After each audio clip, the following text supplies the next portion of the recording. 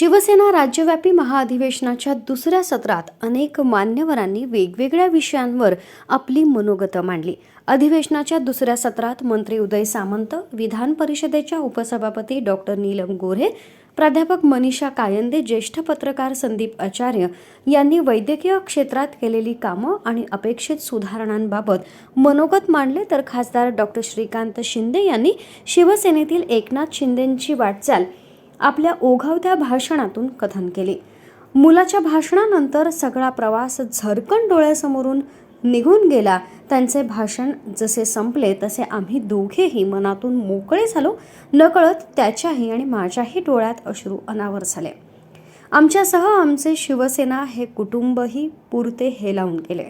यावेळी माझ्या प्रत्येक सुखदुःखात सोबत असलेले माझे कुटुंबीय, माझे शिवसैनिक हेच या क्षणाचे सोबती होते, अशा भावना मुख्यमंत्र्यांनी व्यक्त केल्या. शिवसेना हेच माझं सर्वस्व होतं. शिवसैनिक हेच माझं कुटुंब होतं. आयुष्यभर मी त्यांच्यासाठी काम केलं. पुढे काय होईल याची मला अजिबात कल्पना नव्हती. नेहमी पुढचा विचार करणाऱ्या माझ्या मनानं मागे वळून कधी पाहिले नव्हते.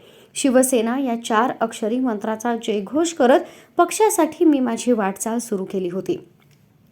किसननगरच्या 10x10च्या एकत्रित कुटुंबातून सुरू झालेला माझा प्रवास अथक प्रयत्न आणि परिश्रमानं राज्याच्या सर्वोच्च पदापर्यंत कसा येऊन पोहोचला ते श्रीकांतनं आपल्या भाषणातून अगदी समर्पक शब्दात मांडलं. श्रीकांतच्या मुखातून निघालेल्या शब्दामधून मला माझा काल दिसल्याचं शिंदे म्हणाले. तसंच शिवसेनेचे महाराष्ट्र राज्य समन्वयक नरेश म्हस्के यांनी महायुतीचे 48 उमेदवार निवडून आणत पंतप्रधान नरेंद्र मोदीजी यांना 3ऱ्या पंतप्रधानपदी निवडून आणण्यासाठी सर्व उपस्थित शिवसैनिक बंधू भगिनींना शपथ दिली.